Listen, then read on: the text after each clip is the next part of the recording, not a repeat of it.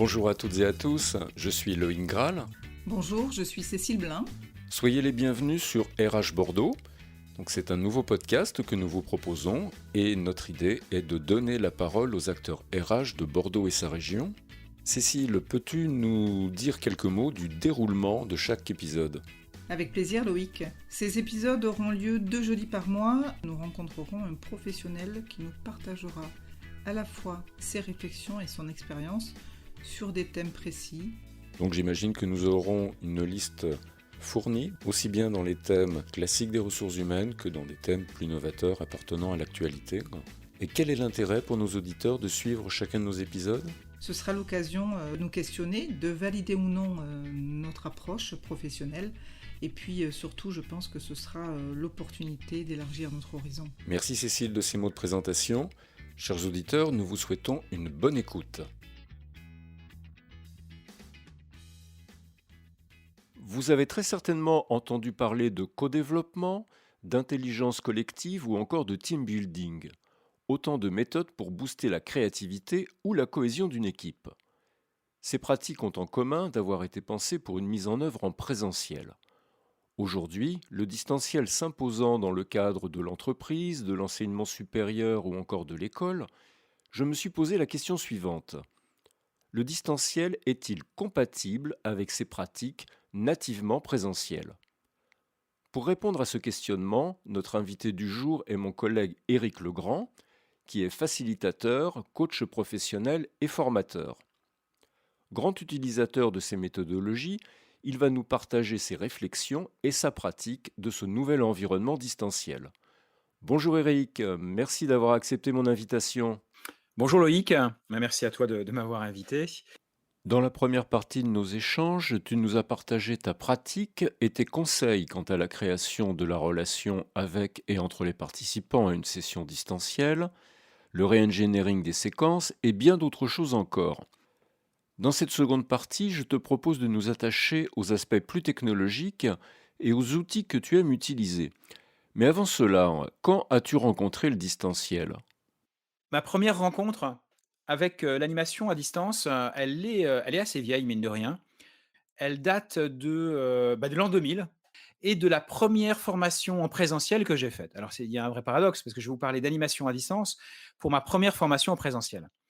Et alors, le lien, c'est juste par rapport au public. C'est-à-dire que j'avais en face de moi, en l'an 2000, un groupe de personnes. Ils étaient tous des modérateurs, animateurs sur le Minitel. Et donc ces personnes avaient vraiment une expérience pointue dans l'animation, mais dans cette animation à distance qui se faisait avec cet outil du Minitel. Et moi, je venais pour les former, pour leur expliquer l'usage de l'email, l'usage d'Internet, pour finalement les aider à faire la bascule entre un environnement Minitel, avec ses codes, avec ses références, avec ses marqueurs techniques, et la bascule sur internet, on va dire la dimension peut-être ouverture, la dimension graphique enrichie, en tout cas un niveau enrichi.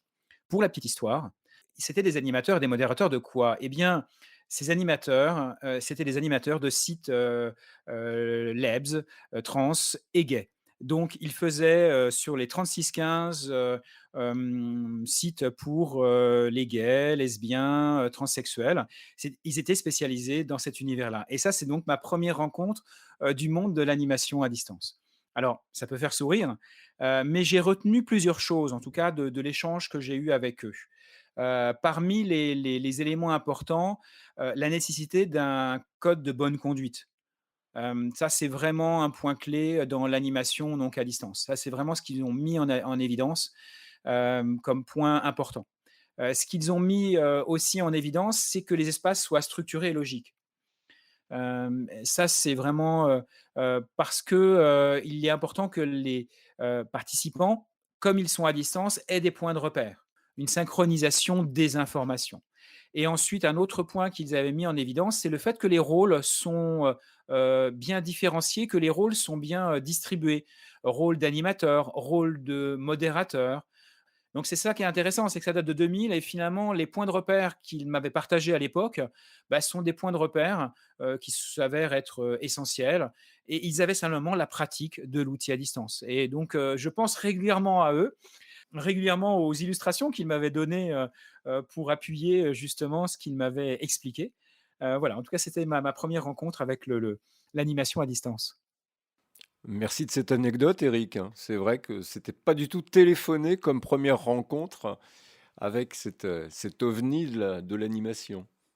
Et juste pour compléter et vraiment en termes historiques, tout l'univers du rose, en France, que ce soit à travers le Minitel et à travers internet, ont été des pionniers technologiques de ce point de vue-là. Ça c'est sérieusement, ça c'est un marqueur, marqueur vraiment important et nous sommes à l'époque allés prendre justement, exemple sur des modalités, d'animation, des modalités d'organisation du distanciel.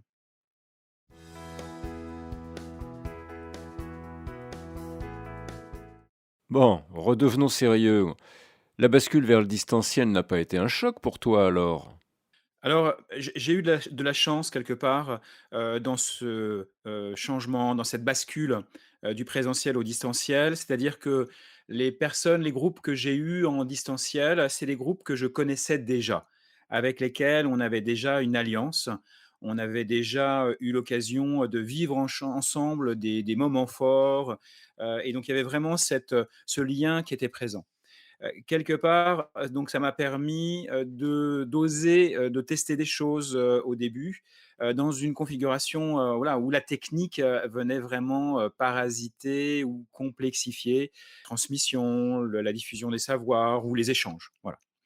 Donc c'est vraiment ce point fort que j'ai eu, c'est déjà il y avait déjà un lien et donc ce qui permettait vraiment, avec, les participants, d'avoir vraiment un effet de feedback à chaque fois et finalement, nous étions en train d'expérimenter ensemble et ça a vraiment été un point intéressant et j'ai retenu quelque chose de ça.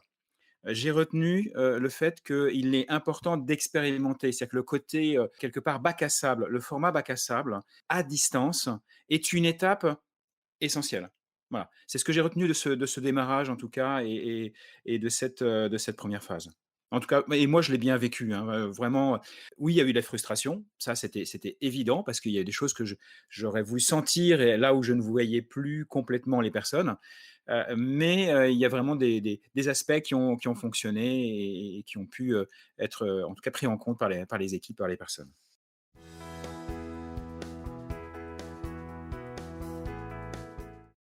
Alors nous avons échangé, Eric, de façon un petit peu macro sur l'approche, l'état d'esprit que pouvait avoir en tant qu'animateur d'une session en distanciel. Est-ce que tu as d'autres choses à nous partager avant qu'on vienne peut-être aux dimensions davantage outils, environnement technologique?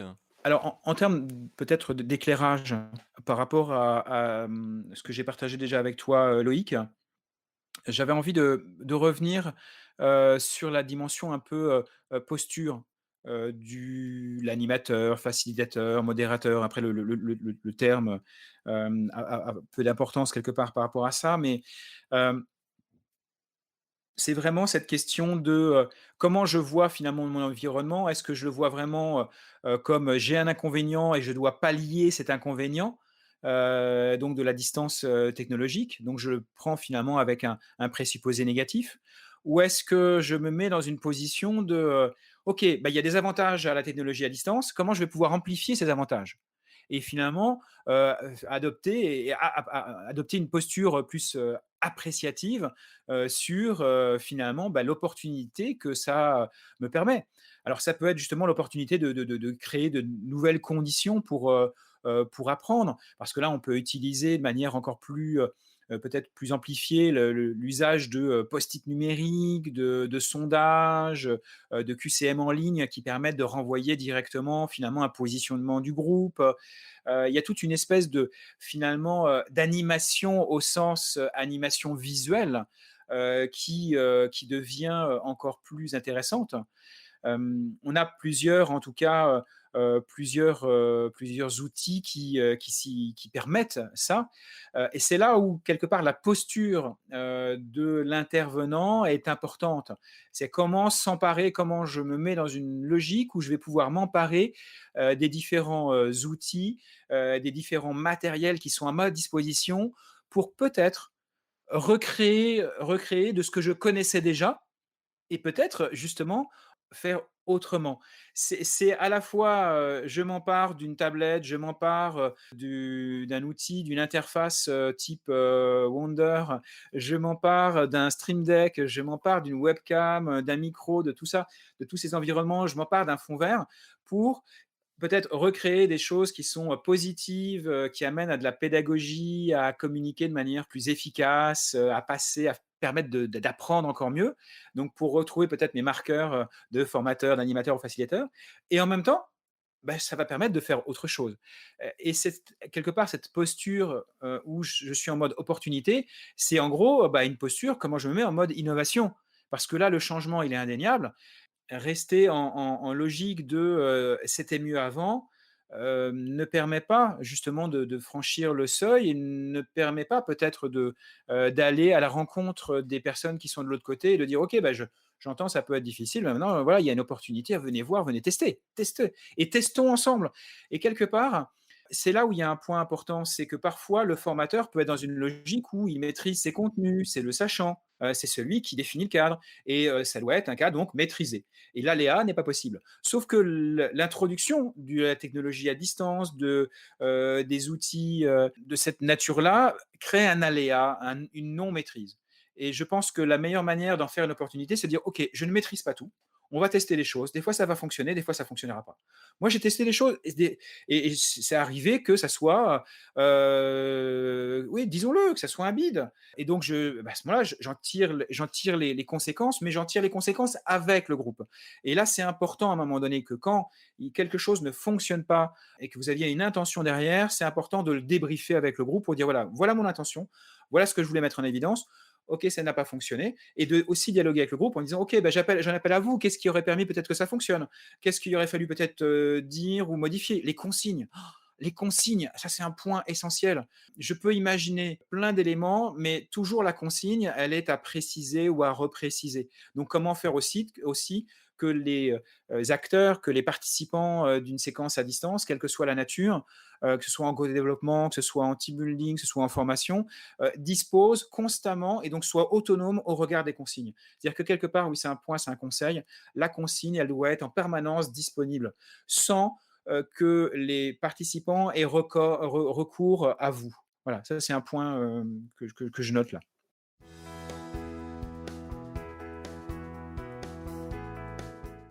Merci pour ce partage, Eric. Donc tu mets le doigt sur un point, le droit à l'erreur pour libérer l'animateur, pour le rendre, qu'il ose être créatif, qu'il ose innover. En tout cas, moi, la particularité dans mon animation, que ça soit avec de l'apport de contenu ou de la dynamique de groupe, quelque part, j'ai le même mode opératoire. C'est un peu le paradoxe. C'est que j'applique, finalement, la même logique et j'essaye de les modéliser ou non pardon, j'essaye de les mobiliser, de la même manière. Alors peut-être que le lapsus avec entre mobiliser et modéliser, c'est, j'applique les mêmes règles, les mêmes modèles quelque part et je vais les chercher. Même s'il y a du descendant, les temps de présence, enfin les temps de présence de contenu, en tout cas, oui, est certes plus important, mais je je suis vraiment attentif à aller chercher et à m'appuyer sur ce qu'ils savent, ce qu'ils connaissent. Donc vraiment, ça c'est un point qui est important pour moi dans la manière de faire et que je conserve quelque part, quelle que soit l'intention, on va dire, apport de contenu ou créer une dynamique et un niveau d'échange plus important.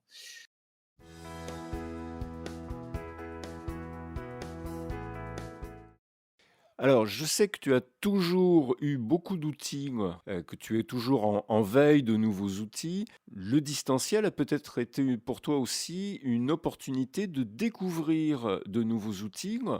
Qu'est-ce que tu aurais envie de nous partager? Est-ce que tu as des recommandations? Est-ce que tu as des chouchous parmi les outils que tu utilisent dans le cadre Alors, distanciel? le premier point, qui est important à distance, c'est les écrans et je dis bien les écrans. C'est-à-dire que pour animer à distance, le minimum pour moi, c'est 2 écrans. 2 écrans parce que d'un côté, il y a le contenu et de l'autre côté, il y a le pilotage du groupe. Ça, il est, très compliqué de devoir toujours être en train de switcher entre les différents paramètres. Donc, il est important, les 2 écrans pour moi est un minimum. Moi, il m'arrive d'être en mode 3 écrans puisque je rajoute ma tablette aussi.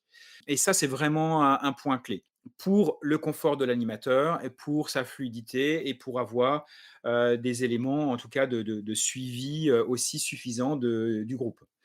Ça, c'est un 1er élément. Après, c'est, la dimension, visuelle. J'ai acheté une nouvelle, webcam pour vraiment avoir une qualité, la plus précise possible. Pourquoi? Parce que je voulais pouvoir être dans une logique où je reste assis, je me mets debout, je puisse bouger, en termes de distance et que, eh bien, cette caméra puisse prendre, les différents, niveaux, plus aisément. Voilà, donc vraiment qualité de la partie, vidéo. J'ai aussi, investi sur le son. J'avais déjà un micro, qui était de bonne facture, mais j'ai voulu, prendre un micro et notamment c'est le Yeti, le Blue Yeti, qui me permet d'avoir différentes, réglages. Donc je peux être sur un mode, qui est plus, interview, sur un mode plus large, donc voilà, qui permet de capter de différentes manières et surtout qui me permet de commander le son directement au niveau du micro. Je ne suis pas obligé d'intervenir sur l'écran. Et ça, c'est vraiment une condition à mon avis qui aide à faciliter l'animation. C'est le fait d'avoir des éléments de pilotage qui ne sont pas liés uniquement, on va dire, à l'ordinateur et aux périphériques standards que sont la souris et le clavier, mais qui sont un peu des éléments de pilotage un peu distanciés. Et c'est pour ça que notamment, je me suis aussi doté, et là on parle vraiment de la sphère matérielle, on parlera après de la partie un peu soft, je me suis noté aussi d'une sorte de pupitre, c'est un pupitre qui s'appelle le Stream Deck et qui me permet, moi, de préconfigurer des séquences. Par exemple, j'ai un exercice qui se fait autour de la musique et donc j'ai sur ce pupitre bien la configuration qui correspond à cette séquence. Et donc ça permet vraiment pour un exercice type d'avoir en gros les boutons de lancement, les boutons de pilotage sur une séquence donnée. Ce qui, moi, me rajoute de la fluidité et ce qui m'évite finalement d'être dans cette logique écran, de passer d'un écran à un autre écran, de m'assurer que c'est prêt et ainsi de suite. Non, tout est, on va dire, pré-scénarisé quelque part. Voilà. Ce qui suppose, en tout cas, quand on est à distance, d'avoir, soit c'est un atelier court, on est sur un schéma d'1 heure et demie et on a un fil rouge et on suit ce fil rouge et c'est très simple avec un document à distance. Soit on est sur quelque chose d'un peu plus long, ça m'est arrivé d'animer 2 jours d'affilée et pour justement respecter des principes de rythme, que ce soit en termes d'espace, en termes de temps, il est important de pouvoir lancer facilement ces séquences. De pouvoir aussi avoir une capacité à réagir à certains, on va dire, imprévus et de pouvoir être dans cette animation quelque part. Là, on est sur la partie outils.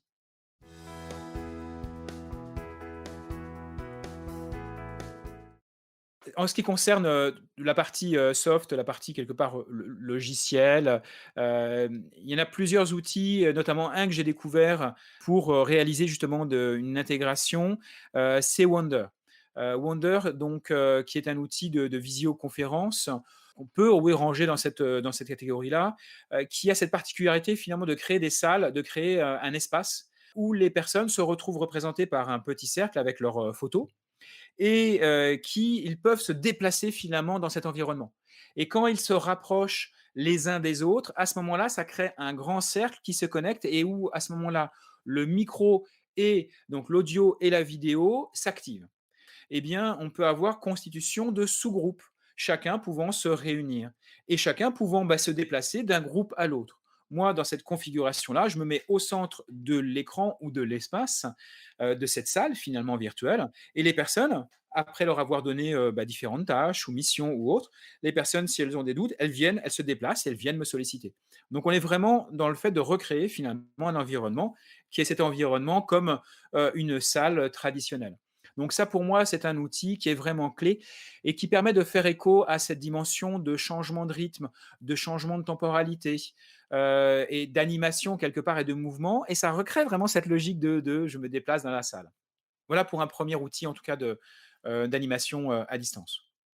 Un autre, outil pour moi qui a une vraie vertu, qui est un ancien outil, c'est la carte mentale. Mais la carte mentale en mode collaboratif. C'est-à-dire que vous ouvrez une carte mentale et vous invitez les participants dessus, et là, il y a vraiment cette co-création, des différents éléments en termes de réflexion, et les bulles, les messages, c'est comme finalement aussi si on créait un tableau de post-it. La différence, c'est qu'il y a une hiérarchisation naturelle qui se fait beaucoup plus, rapidement dans l'outil de mind mapping. Moi, j'utilise notamment un outil qui s'appelle Mindomo et qui permet justement de travailler dans ce mode collaboratif, et vraiment d'arriver à cette co-création. Et en plus, on peut l'utiliser en support d'animation après derrière. Donc, il y a vraiment un double effet, c'est-à-dire qu'on peut autant être dans une élaboration qui va être à distance et, en plus, et après derrière le basculer dans une animation en présentiel, par exemple. Donc, et finalement, c'est un peu ça que je retiens. Le à distanciel nous permet d'être encore meilleur en présentiel. C'est vraiment un des enseignements, en tout cas pour moi, parce que ça me permet d'envisager et de réfléchir aussi, de revenir, de réviser un peu ma manière aussi d'aborder le présentiel. Et certainement, ce distanciel me permet aussi, va me permettre d'enrichir mon animation en présentiel, en finalement en réunissant un peu le meilleur des deux mondes. Et finalement, ce meilleur des deux mondes va se retrouver autant dans mon animation à distance que dans mon animation en présentiel, où je vais certainement coupler des outils et qui me permettent derrière de travailler sur de l'intercession et finalement de conserver, peut-être de créer un lien encore plus présent, plus fort que, on va dire, du simple e-learning. Mais vraiment une espèce de continuité, un élément de fil rouge quelque part, où finalement on ne fait plus la différence entre ce qui est de l'ordre du technologique ou du présentiel. À la limite, ça devient un non-sujet. Le sujet, c'est juste, je diffuse par différents moyens et le groupe s'en empare, les participants s'en emparent et on continue ensemble avec ces différents moyens, quels qu'ils soient, que ce soit présentiel ou distanciel. Et on fait ce que l'on doit faire, c'est-à-dire on fait soit la création d'équipe, on travaille ensemble pour renforcer l'équipe, ou on travaille sur la diffusion d'un savoir-faire, d'une logique, d'un état d'esprit, d'une méthode.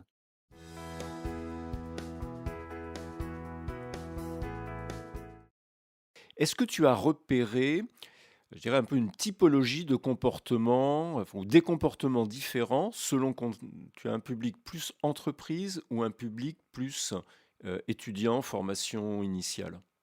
Alors pour moi, les différences, quelque part, alors oui, on retrouve des différences peut-être classiques en termes de niveau d'investissement, et qui vient et qui est lié aussi au niveau d'expérience. Ça, c'est une clé, qui sera la clé que je pense qu'on retrouvera aussi en présentiel. C'est-à-dire qu'une personne qui a de l'expérience, qui a du vécu, qui a, entre guillemets, «roulé sa bosse», qui a vu, tel ou tel type de mode de fonctionnement, qui a pu se tester, va, être plus participative. Je dirais ça, c'est le modèle, on va dire, classique, et ça reste un élément clé et traditionnel et qu'on retrouve aussi à distance. Après, je vois, il y a une différence fondamentale, mais qui est là à la dimension technique. J'ai eu des groupes qui étaient des informaticiens. Tout est très fluide. Je n'ai quasiment pas à intervenir. Ils ont un niveau d'autonomie pour régler leurs mini-bugs ou autres. Ils ont une fluidité pour passer de tel outil à tel environnement, à tel sujet, qui est incomparable.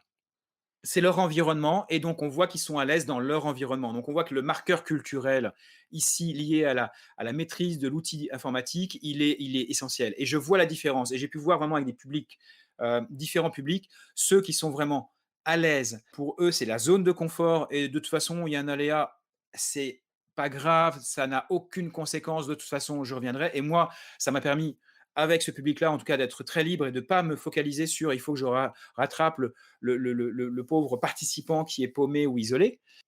Là où j'ai vu des groupes à l'inverse, qui, avec l'outil informatique, c'est très loin d'eux et très loin de leur quotidien parce que ils sont dans des métiers terrain, des métiers peut-être du bâtiment, où ils ont vraiment cette logique terrain. C'est-à-dire que l'informatique, c'est pas leur métier du quotidien. Point, c'est tout.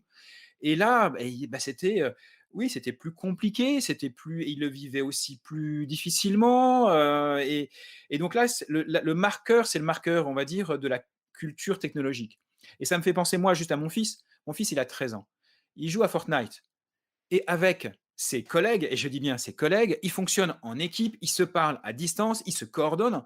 Je me dis quand il arrivera sur le marché du travail, le à distanciel, ça sera même pas un sujet. Ça sera un non-sujet. Ça sera juste distanciel, présentiel, c'est la même chose. C'est-à-dire qu'il sera de toute façon calé sur ces différents environnements et il aura naturellement la capacité à fonctionner de manière fluide dans les 2. Voilà. Donc ça là, c'est une question d'apprentissage. Donc je pense que dans la durée, du confinement, finalement, de ce que l'on vit, du fait qu'il y a une bascule plus importante maintenant, sur, le à distanciel et donc que cette pratique se généralise un peu plus, je pense qu'il va y avoir, une montée en niveau, une mise à niveau, voilà, qui aujourd'hui, peut encore se retrouver et des décalages qui peut encore se retrouver dans la manière d'être. Donc, le professeur Legrand que tu es prescrirait à tous les parents de favoriser l'usage des jeux vidéo pour favoriser pour que nos enfants soient des adultes bien insérés dans le monde digital ou figital de demain.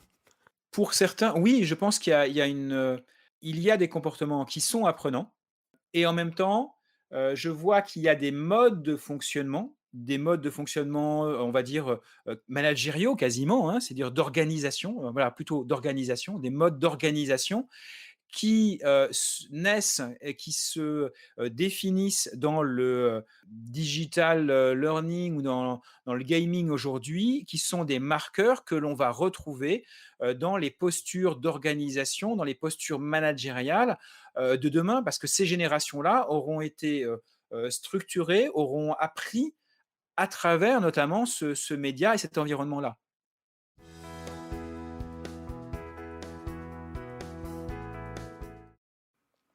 Je voulais te poser une autre question, Eric, par rapport aux outils assez répandus, comme par exemple Zoom ou autres, Teachreo, qui permettent souvent de faire des quiz ou des sondages. Tu as, toi, personnellement, utilisé ces fonctionnalités? Très étrangement, j'ai plutôt, tendance à utiliser des outils qui sont externes. C'est une vraie réflexion là, en même temps, que tu me poses la question, je me dis: «Tiens, qu'est-ce qui fait que j'ai tendance à utiliser des outils spécifiques en dehors des plateformes?» Et je pense que la réponse, en tout cas, elle me vient de manière très claire. Notamment pour les QCM, pour les questionnaires, j'utilise une plateforme qui s'appelle Socrative. Parce que quelque part, elle est plus élaborée. Elle est plus précise, je peux historiser et j'ai des modalités quelque part d'administration plus fines. L'outil quelque part, c'est un outil métier, quoi. C'est un outil métier dédié à animer, administrer des questionnaires en ligne. Donc il y a une vraie réflexion, une vraie pertinence quelque part dans l'outil. Là où les fonctions, dans Teachreo ou dans Zoom, sont des fonctions, on va dire, plus simples. Alors certes, elles sont pertinentes, hein, elles sont pertinentes parce qu'elles permettent justement de réaliser justement ces changements de rythme, ces interpellations des participants et ainsi de suite.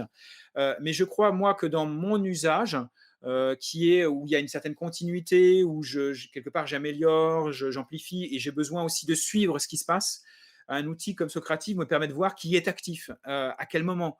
Et donc d'avoir vraiment cette qualité du lien et quelque part cette qualité aussi de la sollicitation.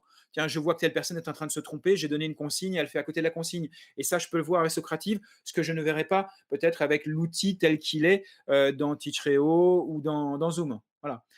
Bien, Eric, merci beaucoup de nous avoir partagé à la fois tes réflexions, ton expérience. Merci d'avoir donné autant d'indications à nos auditeurs et nos auditrices. Et je te dis à bientôt dans un cadre peut-être présentiel pour aborder un autre sujet sur notre podcast.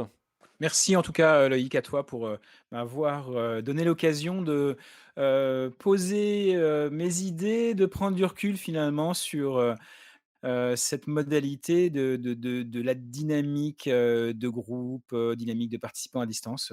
Merci encore à toi. Merci Eric, au revoir, à bientôt. Au revoir Loïc. Cet épisode est maintenant terminé, nous espérons qu'il vous aura plu, qu'il vous aura apporté des idées, des éléments de réflexion. Faites-nous part de vos réactions, de vos commentaires. À ce sujet, Loïc, est-ce que tu pourrais préciser pour nos auditeurs par quel biais ils peuvent effectivement nous laisser les commentaires ?